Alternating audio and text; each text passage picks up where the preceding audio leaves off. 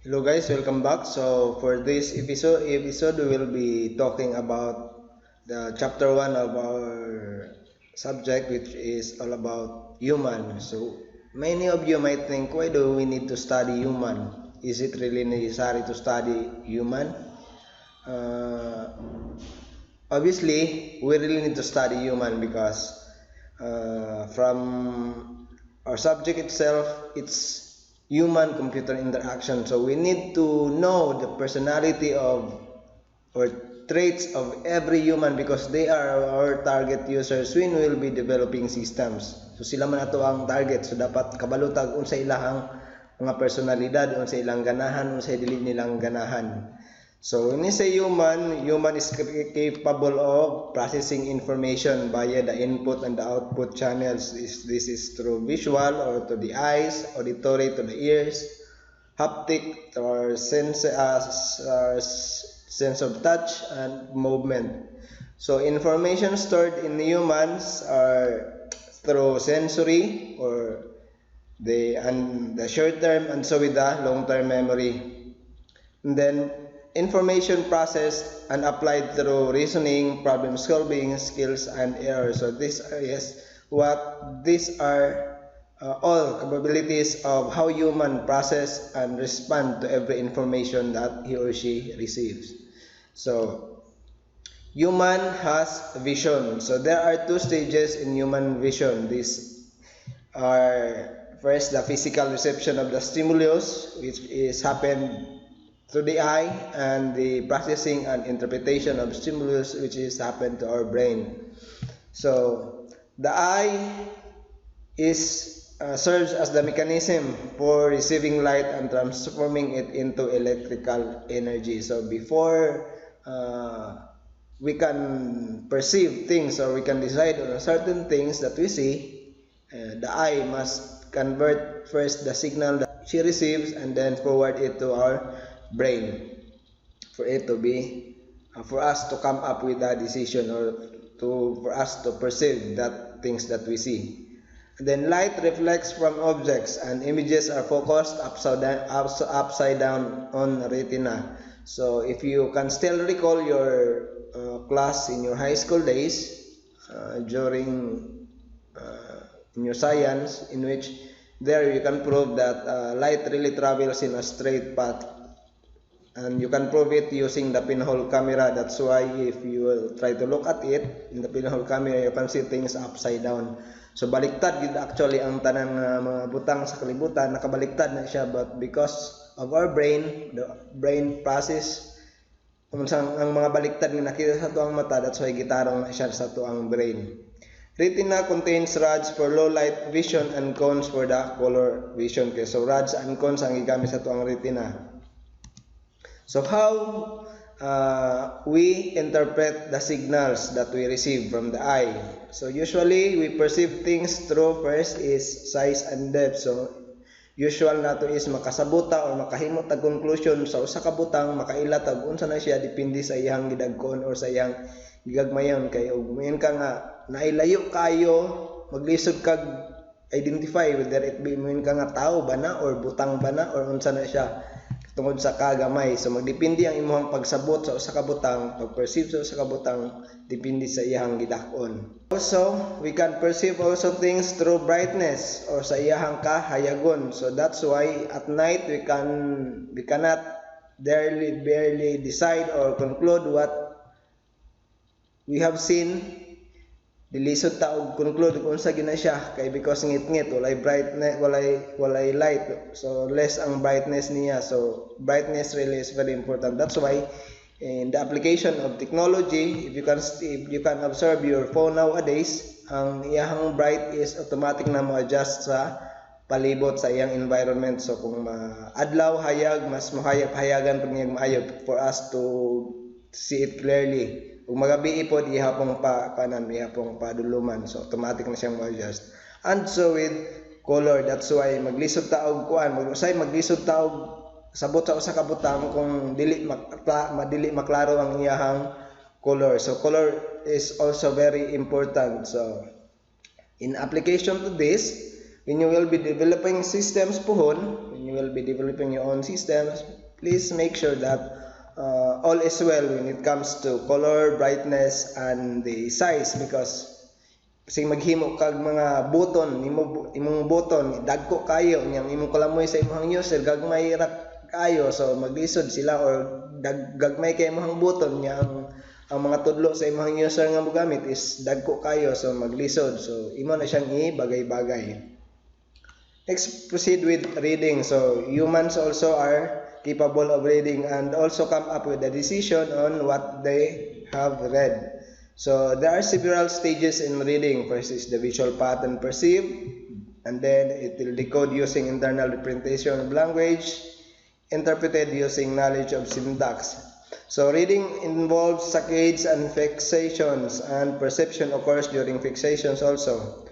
So word shift is important to recognition, and negative contrast improves reading from computer screen. So that's why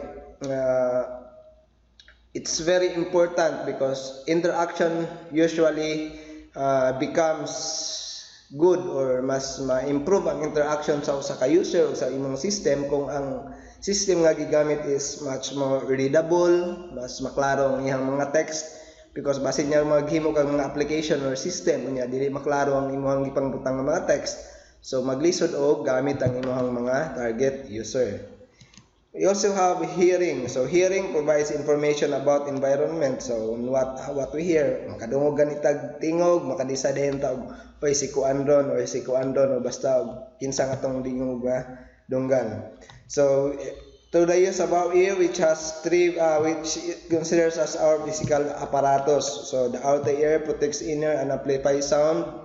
The middle ear transmits sound waves and vibrations into inner ear, and the inner ear also is the chemical transmitter which are released and cause impulses to auditory nerve. And so with that, our brain can decide on what are the things that we usually hear. That's why in some applications gibutangan nila og sound na mga sound effects, because it can catch more attention to the users if mudungag. So napay mga application nga dili kinahanglan nga butangan og sound effects, napoy uban nga kinahanglan butangan nimo og sound effects.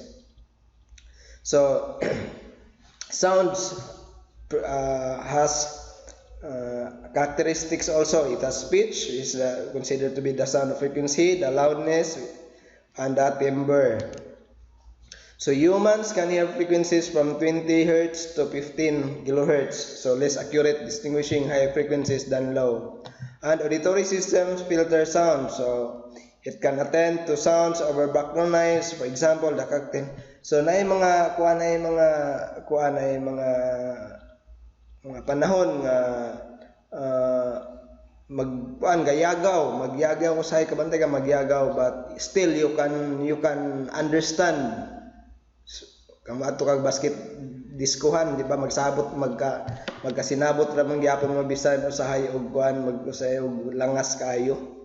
So ingon ana, so sounds or effects ginahanglan gyapon siya nimo i-consider when you will be developing a system.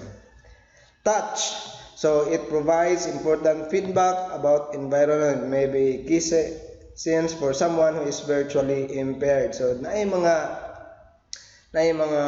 application or mga system or mga invention nga through the use of touch nga gamit or nga pahimoslan. So you should also consider, basig maghimo ka og imong screen, basig imong screen pohon mag-develop kag system is imong screen is ang sikat kayo is touch screen, but ikaw gahimo system niya dili pa touch screen, so ulahin na ka, meaning to say wala mo gamit sa imong kuan, wala mo gamit sa imong system, kaya na may mas minindot gamiton.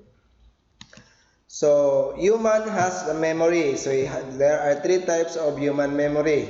First is the types of memory function, which is the sensory memories, the short term, and the long-term memory. So when we say sensory memory, it refers for stimuli received through the senses. It has the iconic memory, which is the visual stimuli, the echoic, the aural, or what we hear, and the haptic or tactile memory, which usually on what we touch. So These types of memory can easily be overwritten. So dali ra ni siyang mawala kaning mga sensory memory. Next is the short-term memory or STM. So it considers the scratchpad for temporary recall. So mas kuan ni siya, mas dugay-dugay ni siya sa sensory but dili po gani siya mulast og dugay kaning sa short-term memory. And then when we say long-term memory, so this is considered as the repository for all our knowledge. So dugay-dugay, huge or unlimited capacity, slow ang iyang decay, meaning to say dugay mawala, mulungtad og dugay. There are two types of the long-term memory, the episodic and the semantic. So when we say episodic, these are the serial memory of events. And when we say semantic, structured memory of facts, concepts, and skills. So semantic memory structure. So when we say semantic memory structure provides access to information, represents relationship between bits of information, and supports interference. So the model for the semantic network first is the inheritance child node. So magkuan siya kanang mo siya sanga. Child node inherit properties of a parent node and relationship between bits of information, explicit support inference through inheritance. So maka-recall ka sa usa ka butang or maka-recall ka sa usa ka butang because na siya connection dito sa kuan. Mo siya og sa Facebook ba nga dagan ka og mutual friend. Siguro na mahangtod nga bisag layo na kayo ma-recall pagyapon nimo because they are connected. How we forget information in a long-term memory because you cannot simply say nga dili na ko ani niya ganahan nga memory, kuana dili na ko ganahan ani, pwede na ning walaon. So dili siya nga nakadali. So in forgetting in the long-term memory, first natay tawag og decay. So information is lost gradually but very slowly. So kaning normal na siya nga tungod sa panahon nga manglabay, tungod sa kadugay sa panahon, hinahinay siya nimo mawala. So that's considered as decay. And then when we say interference, new information replaces old. So retroactive interference or old maybe interfere with new, meaning to say kani nga nakaroy imong information ingon ani ron but because na ay bagong information related to that information maadto na ka mo stick atong mas bag-o. So in that way mawala na tong karaan nga information. So that is interference. How we retrieve information in the long-term memory. So first natay tawag og recall. So in recall, information reproduced from memory can be assisted by cues. Example are categories, imaginary. So recall, from the word recall, maka-recall ka kay gihatagan kag makakuan kag maka-picture out ka sa mga butang. And then other one is recognition. So recognition, information gives knowledge that it has been seen before or less complex than recall. Information is cue. So when say recognition, mas kuan siya gamay sa recall because makahuna-huna ka nga nakay knowledge na ana but nakay knowledge na stored karon na stored na daan then ma-recall gyapon ka until sa mga makuha nimo ang whole nga information. And then let's proceed with thinking. People respond on how they think through the following. So mo respond ang tao pinagi sa ilang nahuna-hunaan. So first is they will express it through reasoning, which has three types: the deduction, induction, and abduction, and by problem solving. So when we say deductive reasoning, so from the word deduction, so it derives logically necessary conclusion from a given premises. So example, if it is Friday, then she will go to work. Thus, makakonclude ka nga if it is Friday, therefore she will go to work. Another one is through logical conclusion, which is not necessarily true. Deductive reasoning also is when truth and logical validity clash. Now let's proceed with inductive reasoning. So from the word induction, so it generalizes from cases seen to cases unseen. So for example, all elephants we have seen have trunks, therefore all elephants have trunks. So you will just base on what you see. So sometimes it is unreliable because it can only prove false but not true. Then let's proceed with abductive reasoning. So in abductive reasoning, this is type of reasoning from event to cause. So example, Sam drives fast when drunk. So if I see some driving fast, so assume drunk. So this is very unreliable because it can lead to false explanations. Okay, what if si Sam nagdali ra ito? So unya dili dayo hubog. So nay mga nga kuan, nay mga nga instances.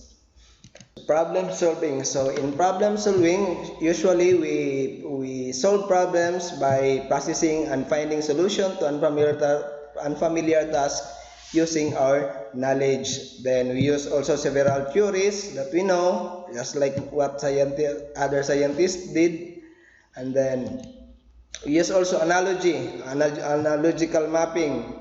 So which we use knowledge of similar problem from similar domain. So kaya mugamit ta og pari-pari ang makain dito nga pari-pariha ra man sila nga kuan problema atong sa pika. So what if we apply to siya nako nga solution ani so ingon ana. And then skill acquisition, or by the skills that we acquire. So we can solve problems by the skills usually that we acquire. Kay kabalo ta ana, siya kabalo ana, so dali rang masolve ang problema. So errors and mental models. So how can we commit errors as humans? So there are two types of errors. First is the slips, or the right ang imong intention, sakto ang imong intention but failed to do it right. So sakto ang imong intention but nasayop ka pag himo ato. So it causes poor physical skill or inattention. So usually kadinang hagta ingon ana. So another one is the mistakes. Kaning mistakes is klaro gani nga wrong, sayop gudaan. Pag sugod intention pa lang nimo daan, sayop na daan. So it's cause it could be incorrect understanding. So humans also have emotions, no? So usually we decide, or we decide on things based on our emotions. So various theories of how emotion works. According to James, emotion is our interpretation with a physiological response to a stimuli. According also to Canon, emotion is a psychological response to a stimuli. While according to Singer, emotion is the result of our evaluation of our physiological responses in the light of the whole situation we are in. So emotion clearly involves both cognitive and physical responses to stimuli. So there are systems nga makagamit ka og emotion, which is ang atong emotion ang gibasihan. For example kanang sa mga dating app, no? Last is the individual differences. So there are types of individual differences between humans. So there are long-term, when you say sex, physical and intellectual abilities. So lain-lain ta whether it be in the sex, in the physical and intellectual abilities, lahi ta dita pareho. And in the short term, individual differences na po'y tawag kaning sa short term, which is caused by effect of stress or fatigue, and the other one is changing or through by age. So when you will be developing system soon, be sure to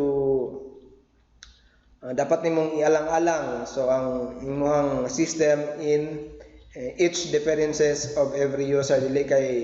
Dili mahimong bias ang imong system. By example, pwedeng pang lalaki ra, pang babae ra, pang LGBT ra, or pang bata ra, pang tigulang. So pang depende tan-aw nimo maayo kung kinsa ang most sa imong mga target users. So in conclusion, so when you will be developing your systems or applications soon, always think of the human factor, meaning to say the personality, all aspects of human being, for you to be able to come up, or for you to be able to catch the attentions of your target users.